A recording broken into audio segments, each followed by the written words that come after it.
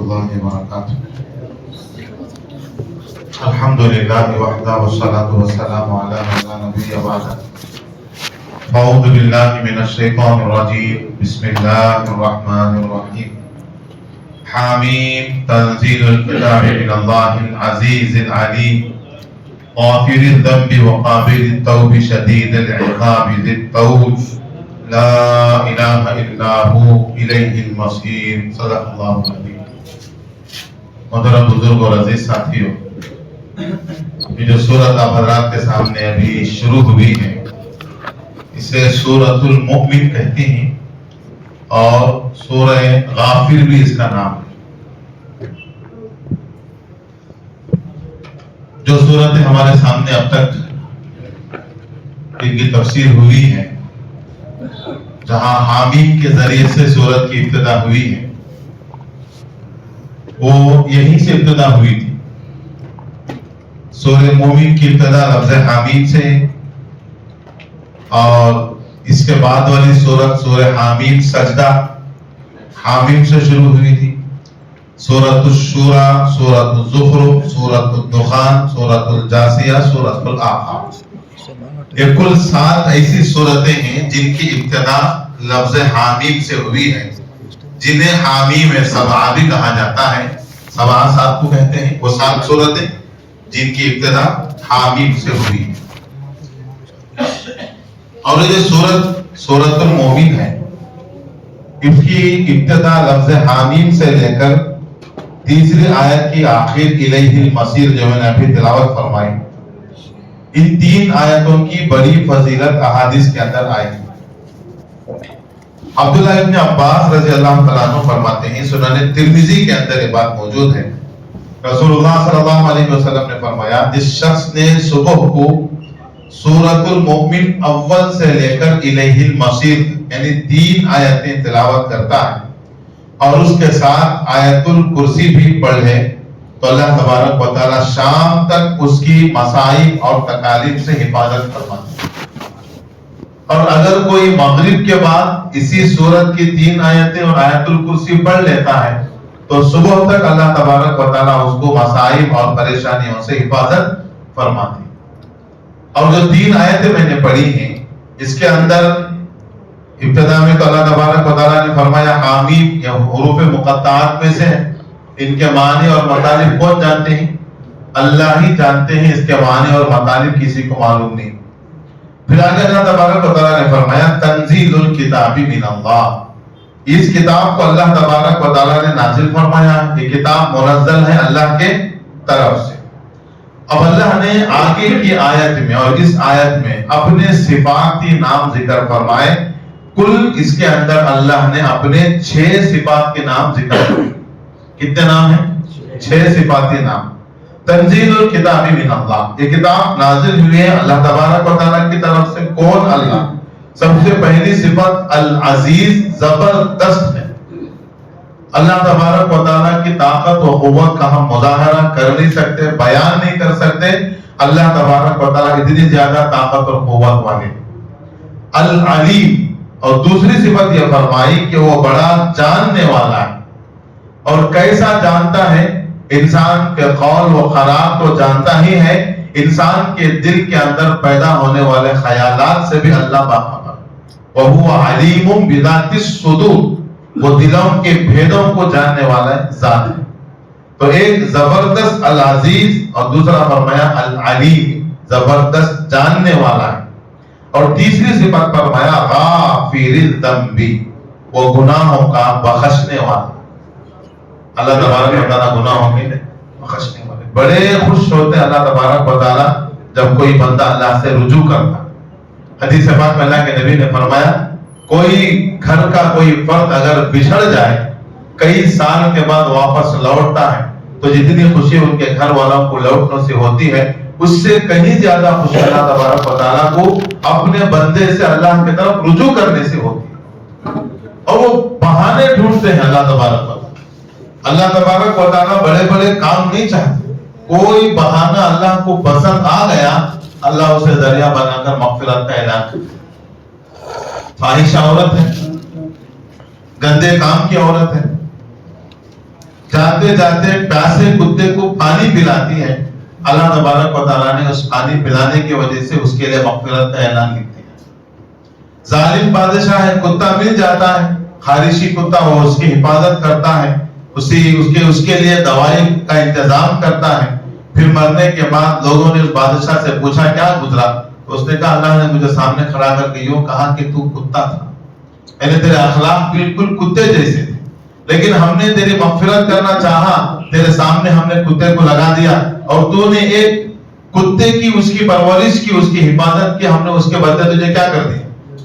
کیونکہ الخلق عیال اللہ، پوری خلق اللہ کا خاندان، اللہ کا کنبہ۔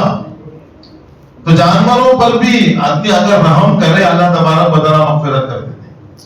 غافر الذنب، اگر کوئی مومن اس سے گناہ ہو جائے اللہ تبارک و تعالیٰ کے سامنے ہاتھ اٹھا کر اور یوں کہے یا اللہ میری مغفرت فرما، کہ اللہ اسے مغفرت نہیں کرے۔ حدیث پاک میں آتا ہے اگر کوئی بندہ اللہ کے سامنے ہاتھ اٹھا کر گناہ ہو جاتا ہے پھر کہتا ہے یا اللہ مجھے معاف فرما دے، میری مغفرت فرما دے، اللہ اپنے فرشتوں سے کہتے ہیں دیکھو یہ میرا گنہگار بندہ ہے اور یہ جانتا ہے کہ اس کا کوئی رب ہے جو اسے معاف کرنے والا ہے، یہ جانتا ہے کہ اس کا کوئی رب ہے جو کیا کرنے والا ہے، اسے معاف کرنے والا ہے۔ پھر اللہ کہتے ہیں فرشتوں سے تم گواہ رہو میں نے اس کی مغفرت کر دی۔ تو اس کے لیے افطار کے وقت میں دعائیں قبول ہوتی ہیں، ہم اس میں کیا کریں؟ خصوصیت کے ساتھ دعائیں مانگیں۔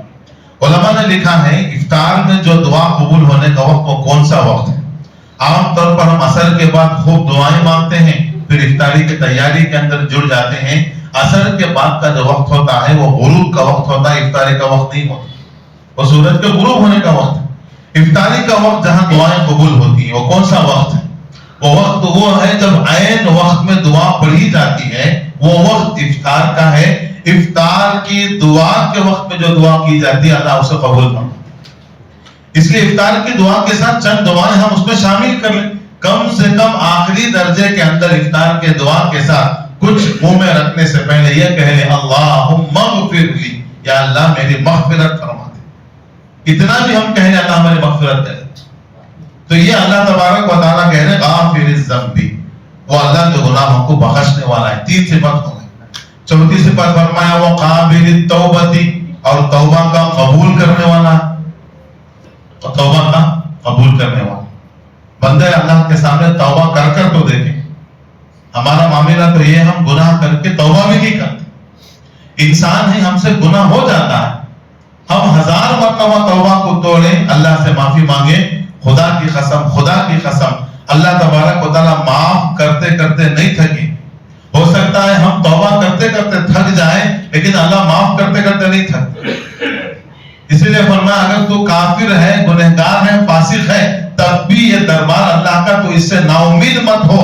1000 بار بھی اگر تیری توبہ ٹوٹ جائے تو اللہ کے سامنے توبہ کر، اللہ تیری توبہ کو ضرور قبول کرے گا۔ قابل التوبہ، اللہ توبہ کیا کرتے ہیں؟ قبول کرتے ہیں۔ لیکن توبہ وہ نہیں جو ہم توبہ کرتے ہیں۔ ہماری توبہ تو ایسی ہے کہ 2 ہاتھ لے کر ہم اپنے گال پر مار لیے کہ اللہ تیری توبہ، پھر اسی کام کے اندر لگے رہے۔ استغفار کو ہم پڑھتے ہیں استغفر اللہ، لیکن ہماری نگاہ وہاں سے ہٹتی نہیں ہے۔ غیر محرم کو دیکھتے ہیں کہتے ہیں استغفر اللہ، پھر آگے نگاہ گئی ہماری اور بھی وہی لگی ہوئی۔ توبہ یہ نہیں، توبہ کے معنی یہ ہیں 3 چیزیں توبہ کے۔ ایک یہ ہے کہ پچھلی ہماری زندگی پر واقعی ندامت ہو، شرمندگی ہو، واقعی اندر میں نے اللہ تبارک و تعالیٰ کے احکامات کو توڑا ہے، اس کی ندامت ہمارے دل میں۔ اور دوسرا یہ ہے آئندہ نہ کرنے کا عزم ہمارے اندر۔ احادیث کے اندر یہ بات ملتی ہے جو انسان گناہ کے اندر ملوث ہو اور گناہ کے اندر ملوث ہو رہا ہے، توبہ بھی کر رہا ہے، وہ حقیقت میں توبہ نہیں کر رہا، اللہ سے مذاق کر رہا ہے۔ تو توبہ کرنے کا مطلب کیا ہے؟ اس لیے ہمارے دل کے اندر یہ پکی امید ہو، یہ ارادہ ہو کہ آئندہ اس گناہ کے اندر میں شامل نہیں ہوں گا۔ اور تیسرا فرمایا دعا کے قبول ہونے کے لیے، توبہ کے قبول ہونے کے لیے کہ ہمارے زندگی کے اندر جو ہے آئندہ کے عزم اگر پکے ہوں اور حلال روزی ہمارے پیٹ کے اندر جا رہی ہو، اللہ تبارک و تعالیٰ ہماری توبہ کو قبول کرے۔ تو قابل التوبہ، اللہ توبہ کے قبول کرنے والی۔ اور 5ویں صفت فرمایا شدید العقاب، زبردست سزا دینے والے۔ جو ہاتھ اٹھا کر توبہ کرتے ہیں اللہ ان کو معاف کرتے ہیں، اور جو معافی نہیں مانگتے اور اپنے کفر پر اپنے گناہوں پر مر جاتے ہیں، شدید العقاب، جب پکڑنے پر آتے ہیں تو بڑا سخت اللہ پکڑتے ہیں، اور اللہ کے پکڑ سے کوئی نہیں بچتا، کتنا ہی بڑا طاقتور کیوں نہ ہو اور کتنا ہی بڑا پاورفل انسان کیوں نہ ہو، جب اللہ کی پکڑنے پر آتے ہیں تو اللہ کے پکڑ سے کوئی نہیں بچتا۔ ان ربک شدید العقاب، آپ کا رب کا پکڑنا بڑا سخت ہے۔ تو پانچویں صفت یہ فرمایا، اور آگے چھٹی فرمایا ذی الطول، اور بڑی قدرت والا۔ یہ 6 صفاتی نام اللہ نے ان آیتوں کے اندر ذکر فرمایا۔ پھر آگے لا الہ الا ہو، اس کے سوا کوئی معبود نہیں، الیہ المصیر، ہم دنیا کے اندر آ گئے اور اس کے نافرمانی پر نافرمانی کر رہے ہیں۔ آج یہاں عذاب تو نہیں ہے، پکڑ تو نہیں ہے، لیکن مرنے کے بعد لوٹنا کس کے پاس ہے؟ اللہ ہی کے پاس ہے، الیہ المصیر، جانا تو وہاں ہے۔ تو وہ اللہ زبردست عذاب دینے والا ہے، لیکن وہ اللہ توبہ کا قبول کرنے والا بھی ہے اور گناہوں کا بخشنے والا بھی ہے۔ تو لہذا ہمیں لوٹ کے اللہ کے پاس جانا ہے، تو جانے سے پہلے اپنے گناہوں کی معافی اور توبہ ہم کر کے جائیں۔ اسی لیے کہا جاتا ہے مرنے سے پہلے سچی پکی اللہ تبارک و تعالیٰ سے کیا مانیں؟ توبہ ہم کریں۔ آگے اللہ نے ذکر فرمایا کافروں کی بدحالی، ما یجادل فی آیات اللہ الا الذین کفروا، ہمارے آیتوں میں جھگڑا وہی کرتے ہیں جو کافر ہیں، جو کفر کرتے ہیں اللہ کی نشانیوں میں، اللہ کی آیتوں میں وہ جھگڑا کرتے ہیں۔ فلا یغررک تقلبهم فی البلاد، اللہ نے ایمان والوں کو نصیحت فرمائی، ان کافروں کا شہروں کے اندر مٹک مٹک کر پھرنا تمہیں دھوکے کے اندر نہ ڈالے، کیونکہ کافر ہیں، اللہ نے ان کو مال دے رکھا ہے، ان کے پاس کھاتے پیتے یہ لوگ ہیں، ان کے پاس سواریاں ہیں، اور یہ پوری دنیا گھوم رہے ہیں، شہر سے شہر جا رہے ہیں اور زمین کے کنارے گھوم رہے ہیں، ان کے پاس عمدہ عمدہ سواریاں۔ تم یہ مت سمجھو کہ مومن کہ ہمارے پاس تو واقع ہیں، ہم کلمہ پڑھنے والے ہیں، اور ان ایمان والوں کے پاس سارے عیش و عشرت کی چیزیں، کھانے پینے کی چیزیں اور عمدہ عمدہ سواریاں ان کے پاس، جس کے اندر بیٹھ کر وہ مٹک مٹک کر پھر رہے ہیں۔ ان کا چلنا پھرنا ایمان والوں کو دھوکے میں نہ، تم ان کے چلنے پھرنے کو دیکھ کر یہ مت کہو کہ کاش بھی ہم ان جیسے ہو جاتے۔ قارون جب اپنے پورے لشکر کے ساتھ اور ناز و نخروں کے ساتھ اپنے مال و انعام کے ساتھ جاتا تھا تو لوگ دیکھ کر کہتے تھے کاش ہمیں بھی ایسا مل جاتا، کاش ہمیں بھی ایسا مال مل جاتا۔ جب اللہ تعالیٰ بلکہ یوں کہتے کاش ہم اس قارون کی جگہ میں ہوتا، اس کی جگہ قارون کون ہوتا؟ میں ہوتا۔ ہم بات مرتبہ ہوتا ہے کسی مالدار کو دیکھتے ہیں، نعمتوں والے شخص کو دیکھتے ہیں تو ہمارے منہ کے اندر پانی بھر آتا ہے، اب کہتے ہیں کہ بھی کاش ہو جائے کہ میں ہوتا تو کتنا اچھا۔ تو اس زمانے میں لوگوں نے قارون کے دیکھ کر کہا، جب اللہ تبارک و تعالیٰ نے قارون کو اس کے مال سمیت زمین کے اندر دھسا دیا، تب لوگ دیکھ رہے تھے، تب انہوں نے کہا خدا کے فضل ہے ہم اس کے جگہ پر نہیں تھے، اگر ہم اس جگہ ہوتے تو آج اس عذاب کے اندر مبتلا ہوتے۔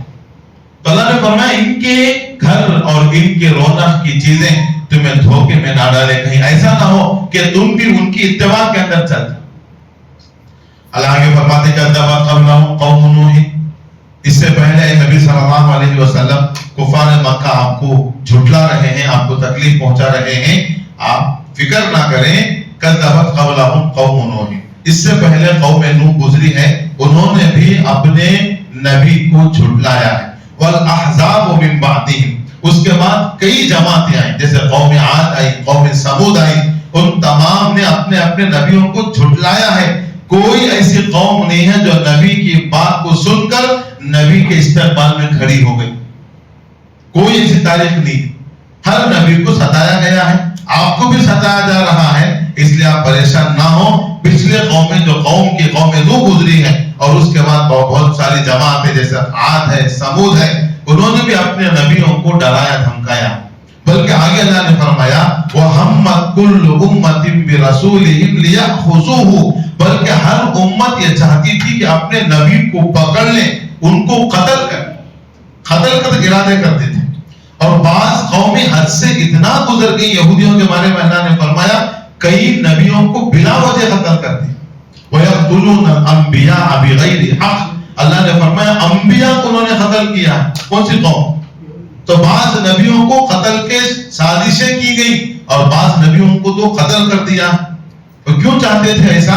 وجادلوا بالباطل، وہ باطل کے ساتھ جھگڑا کر رہے ہیں، لیدحضوا به الحق، تاکہ اس کے ذریعے سے حق چھپ جائے. باطل لا کر، باطل کی چیزیں لا کر حق کے ساتھ مقابلہ کر رہے ہیں تاکہ حق جو ہے دب جائے. لیکن اللہ تبارک و تعالیٰ ایسا نہیں ہے. قل جاء الحق وزهق الباطل، جب حق آتا ہے شروع میں حق کو دبانے کی کوششیں تو ہوتی ہی، لیکن نتیجہ حق ظاہر ہو کر رہتا ہے اور باطل فنا ہو کر رہتا ہے. تو انہوں نے کوشش کی نبی کو پکڑ کر باطل کے ذریعے سے جنگ کیا جائے، جھگڑا کیا جائے تاکہ حق دب جائے، لیکن حق دبنے والا نہیں ہے. اللہ نے ان کی اس غلطی پر فَأَخَذَتْهُمْ، اللہ کہہ رہے ہم نے عذاب کے ذریعے سے ان کو پکڑا ہے. فَكَيْفَ كَانَ عِقَابِ، اللہ کہہ رہے آگے ذرا دیکھو میرا پکڑنا کیسا ہے. جب اللہ پکڑنے پر آتے ہیں کیسے کیسے طریقے سے پکڑتے ہیں، اور کیسے کیسے لوگوں کو پکڑتے ہیں جو یوں کہتے تھے ہم سے قوت میں اور زیادہ کون، من اشد منا قوہ، اتنی زیادہ طاقت ان کے پاس تھی. لیکن اللہ نے صرف ہوا کے ذریعے سے، اس کے ذریعے سے ہوا کو اللہ نے تھوڑا سا تیز کر دیا. ایسے پڑے ہوئے ہیں جیسے درخت کھوکھلے پڑے ہوتے ہیں جو کہتے تھے ہم سے قوت میں کون بڑا. اللہ نے کہا کیا جو جس نے تم کو پیدا کیا وہ خدا تم سے بڑا نہیں؟ ضرور بڑا. تو اللہ نے ان کو ہلاک کیا. وَكَذَلِكَ حَقَّتْ كَلِمَتُ رَبِّكَ عَلَى الَّذِينَ كَفَرُوا، کافروں پر اللہ کا فیصلہ ثابت ہو چکا ہے. دنیا کے اندر بھی اللہ ان کو ذلیل کریں گے. انہم اصحاب النار، اور مرنے کے بعد اللہ ان کو جہنم کے اندر ڈالیں گے. دنیا بھی گئی اور آخرت بھی ان کے لیے ہمیشہ ہمیشہ سے چلے گئے. اب یہاں پر کافروں کا تذکرہ ہو گیا، اب ظالموں کا تذکرہ ہو گیا. پھر آگے اللہ تبارک و تعالیٰ اپنی سنت کے مطابق جہاں کافروں کا تذکرہ کرتے ہیں، کس کا تذکرہ کرتے ہیں؟ ایمان والوں کی کامیابی کا تذکرہ بھی اللہ کرتے ہیں تاکہ کافر اس کے ذریعے سے خوف کریں اور ایمان والے ان بشارتوں سے کیا ہو جائیں؟ خوش ہو جائیں. اب اللہ نے خوشی کی باتیں ایمان والوں کے لیے ذکر فرمائی. الذین یحملون العرش، وہ فرشتے جو عرش کو اٹھائے ہوئے ہیں. کتنے فرشتے عرش کو اٹھائے ہوئے ہیں؟ 8 فرشتے ہیں جو عرش کو کیا کیے ہوئے؟ اٹھائے ہوئے ہیں. وہ کیا کرتے ہیں؟ ومن حولہ، اور ان کے اطراف کے اندر اڑوس پڑوس میں جتنے فرشتے ہیں عرش کو اٹھانے والے فرشتے، ومن حولہ، اور جو ان کے آس پاس ہیں تمام کے تمام فرشتے، یسبحون، اللہ کی پاکی بیان کرتے ہیں، بحمد ربہم، اور اپنے رب کی حمد بھی بیان کرتے ہیں. اللہ کی پاکی بیان کر رہے ہیں اور اللہ کی حمد بیان کر رہے ہیں. وَيُؤْمِنُونَ بِهِ، اور اللہ پر وہ ایمان لائے ہوئے ہیں. اور ان کا آگے کام یہ ہے وَيَسْتَغْفِرُونَ لِلَّذِينَ آمَنُوا، وہ عرش کو اٹھانے والے فرشتے اور ان کے اطراف کے فرشتے ایمان والوں کے لیے اللہ کے سامنے استغفار کر رہے ہیں. کس کے لیے استغفار کر رہے ہیں؟ ایمان والوں کے لیے. وَيَسْتَغْفِرُونَ لِلَّذِينَ آمَنُوا، وہ کہتے ہیں اللہ ایمان والوں کی مغفرت کرنا. اور ان کی دعا یوں ہے ربنا، اے ہمارے پروردگار، وسعت کل شیء رحمتا وعلما، آپ کی رحمت، آپ کا علم تمام چیزوں سے وسیع ہے، سب کو گھیرے ہوئے. اللہ کا علم، اللہ کے علم سے کوئی چھوٹی ہوئی چیز نہیں. اللہ کی رحمت اور اللہ کا علم تمام چیزوں کو شامل ہے. فاغفر للذین تابوا، اے اللہ جنہوں نے آپ کے سامنے توبہ کیا ہے آپ ان کی مغفرت فرمائی. جو لوگ توبہ کر رہے ہیں اب کیا کیجیے؟ یہ فرشتے دعائیں مانگ لیں. فاغفر للذین تابوا، جو آپ کے سامنے توبہ کر رہے ہیں آپ ان کو معاف کر دیجیے. واتبعوا سبیلک، اور ان کو بھی معاف کر دیجیے جو آپ کے راستے کی اتباع کر رہے ہیں، اللہ کے بتائے ہوئے راستے پر چل رہے ہیں، ان کو بھی آپ معاف کر دیجیے. وقہم عذاب الجحیم، اور ان کو جہنم کے عذاب سے بچا لیجیے. کتنی بڑی دعا فرشتے کس کے لیے مانگ رہے ہیں؟ ایمان والوں کے لیے مانگ رہے ہیں. اور آگے دعا ربنا، اے ہمارے پروردگار، وادخلہم جنات عدن التی وعدتہم، آپ ان کو اس ہمیشہ کی جنت میں داخل کر دیجئے جو جس جنت کا آپ نے ان سے وعدہ فرمایا. یہ ساری دعا کس کی ہے؟ فرشتے مانگ رہے ہیں. ان کو ایمان والوں کو اس جنت میں داخل کر دیجئے جس جنت کا آپ نے وعدہ کر رکھا ہے. اور پھر ایمان والوں کو نہیں، ومن صلح من آبائہم، اور ان کے آبا و اجداد میں، ان کے باپ داداؤں میں جو نیک صالح گزرے ہیں ان کو بھی داخل کیجیے. وازواجہم، اور ان کی بیویوں کے اندر جو نیک ہیں ان کو بھی جنت میں داخل کیجیے اور داخل کیجیے، وذریاتہم، اور ان کی اولاد میں بھی جو نیک اور صالح ہیں ان کو بھی جنت میں داخل کیجیے۔ یہ کس کی دعا؟ اور باقاعدہ اللہ نے فرمایا اگر کوئی ماں باپ انتقال کر جائیں ایمان اور ان کے بعد ان کی ذریت اپنے ماں باپ کے دین پر چل کر وہ بھی ایمان کے حالت میں انتقال کر جاتے ہیں، اللہ تبارک و تعالیٰ ان کو ماں باپ کے ساتھ ان کی اولاد کو بھی جنت میں آپس میں ملا دیتے ہیں۔ قرآن کا حکم، والذین آمنوا واتبعتہم ذریتہم بإیمان، اور بے شک جنہوں نے ایمان لایا اور ان کی اولاد میں سے جنہوں نے ان کی اتباع کی، الحقنا بہم ذریتہم، اللہ ان کی ذریت کو ان کو آپس میں جنت میں کیا کریں گے؟ ملا۔ تو اللہ تبارک و تعالیٰ نے قرآن کے اندر فرمایا فرشتے بھی دعا مانگ رہے ہیں ان کے آبا و اجداد میں، ان کے بیویوں میں، ان کے اولاد میں جو بھی نیک راستے پر چلے صالح ہیں، آپ ان کو بھی جنت میں داخل کر دیجئے۔ انک انت العزیز الحکیم، بے شک آپ زبردست حکمت والے ہیں۔ یہ تو دنیا کا ہوا، آخرت کا ہوا، جنت میں داخلے ہیں اور ان کے لیے توبہ استغفار، اب دنیا کے لیے بھی دعا ہے، وقیہم السیئات، اور ان کو آپ ہر تکلیف سے بچائیں۔ آپ یہ مراد دنیا کے اندر نہیں تو آخرت کے اندر یہ بھی دعا کو آپ تصور کریں، کل آخرت میں دن بھی آپ ان کو ہر قسم کے تکالیف سے بچا لیجئے۔ وقیہم السیئات ومن تق السیئات یومئذ فقد رحمتہ، آج کے دن جس کو آپ نے تکالیف سے بچا لیا حقیقت میں آپ نے اس پر رحم فرمایا۔ کل قیامت کے دن جو عذابات سے تکالیف سے بچ گیا حقیقت میں اس پر اللہ کی رحمت ہو رہی ہے۔ تو لہذا فرشتے دعا کر رہے ہیں آپ ان کو قیامت کے دن عذابات سے تکالیف سے بچا لیجئے، اور کل قیامت کے دن جس کو آپ نے تکالیف سے بچا لیا فقد رحمتہ، تحقیق کہ آپ نے اس پر کیا کیا؟ رحم کیا ہے۔ وذالک هو الفوز العظیم، یہ جنت کے اندر جانا، تکالیف سے بچنا، یہ سب سے بڑی کامیابی ہے ایمان والوں کی۔ تو یہ فرشتوں کی دعا اللہ تبارک و تعالیٰ نے ذکر فرمایا ہے۔ تو یہ مکمل ہوا 9 آیتوں کے ساتھ۔ اللہ تبارک و تعالیٰ سے دعا کریں اللہ تبارک و تعالیٰ ہم تمام کو ان کافروں کے مالوں پر نگاہ اٹھا کر ہمیں للچائی ہوئی نگاہ سے دیکھنے سے اللہ ہماری حفاظت فرمائے، اور ان کے طریقوں پر چلنے سے اللہ تبارک و تعالیٰ ہماری حفاظت فرمائے، اور اللہ تبارک و تعالیٰ ان فرشتوں کی دعاؤں کا ہم تمام کو مستحق بنائے۔ یہ دعائیں کرو ایمان والوں کے لیے، ایمان والے ایمان کی صفت اللہ تبارک و تعالیٰ ہمارے اندر داخل فرمائے، اور فرشتوں کی ان دعاؤں کے اندر اللہ تبارک و تعالیٰ ہم تمام کا حصہ اور ہم تمام کو شامل فرمائے۔ وما علینا الا البلاغ۔